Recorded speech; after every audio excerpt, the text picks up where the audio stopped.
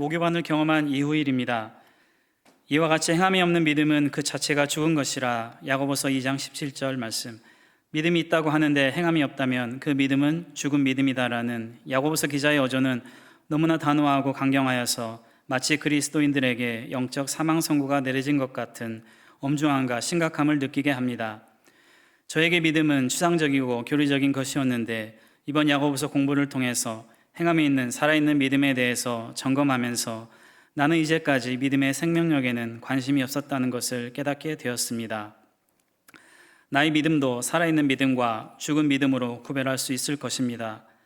나의 삶 가운데에 사랑하고 용서하지 못한다면, 남을 판단하고 비난하기를 좋아한다면, 말을 절제하지 못하고 실수가 많다면, 경건의 삶을 살기보다 세상에 대한 욕심이 많다면, 육신의 자랑과 정욕을 위해 바쁘다면, 행함으로 열매 맺기보다는 말로만 그친다면 나는 믿음이 있다고 하지만 그것은 죽은 믿음이라는 것입니다. 커브를 통해서 야고보서는 계속적으로 나의 믿음은 살아있는지 생명력은 있는지를 도전하고 있었습니다. 나이트 앳 더 뮤지엄이라는 영화가 있습니다. 참 재밌게 보았던 기억이 있습니다. 이 영화의 한국어 번역 제목은 박물관이 살아있다입니다. 제게는 한국어 제목이 훨씬 좋았던 것 같습니다. 밤이 되면 뉴욕에 있는 자연사 박물관의 모든 전시품들이 살아나고 활동하면서 발생하는 이야기를 다룬 영화입니다. 야고보서를 통해 믿음의 생명력을 생각할 때 이 영화가 오버랩 되었습니다.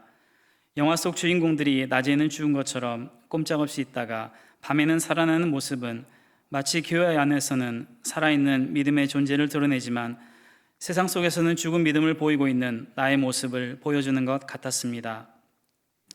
야고보서가 믿음에 대한 첫 번째 주제로 시험과 믿음에 대해서 시작하고 있다는 것이 저에게는 놀라웠습니다.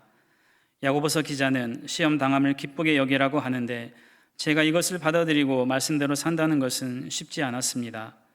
그렇지만 저에게도 크고 작은 많은 시험을 통해서 믿음의 시련을 만나고 인내하면서 경험하였던 하나님의 은혜와 믿음의 성장을 기억하고 있습니다. 그럴 때마다 나의 믿음이 살아있음을 느꼈습니다. 움직이고 반응하고 있음을 경험하였습니다. 나의 아이들이 어떤 어려움 속에서도 당당히 싸워서 이길 수 있기를 바라는 것처럼 하나님도 자녀된 내가 온전하고 부족함이 없는 믿음을 갖기 원한다고 믿습니다. 야고보서는 반복적으로 고난 중에서도 인내할 것을 말씀합니다. 예수님의 재림과 심판이 있기 때문에 인내의 결말을 바라고 고난 중에도 오래 참으라고 도전합니다. 저는 야고보서를 통하여서 구별된 하나님의 자녀로서 이 시대를 살아갈 때 필요한 믿음의 인내에 대해서 배우게 되었습니다. 끝날 줄 모르는 코로나 팬데믹, 전쟁과 무정부 상태, 세계 경제의 어려움, 기근과 환경 파괴, 미래에 대한 불안함 등이 우리가 마주한 암울한 현실입니다. 세상의 마지막은 애통, 근심, 절망을 향해서 나아가지만 야고보서는 기쁨과 희망, 인내로서 얻는 구원을 노래합니다. 내가 처한 어떤 상황 속에서도 인내하며 오래 참고 기다리는 것이 나의 믿음이 살아있음을 보이는 것이라고 야고보서는 가르쳐 주었습니다. 지금 이 시대는 기독교조차도 사람들에게 희망이 되어주지 못하고 있는 것 같습니다.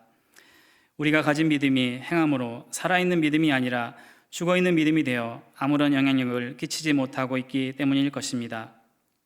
부끄럽지만 저 또한 행함 있는 믿음의 삶을 살지 못하였기에 이 시대 기독교인의 한 사람으로서 영적 무력함에 대한 책임감을 느끼게 됩니다.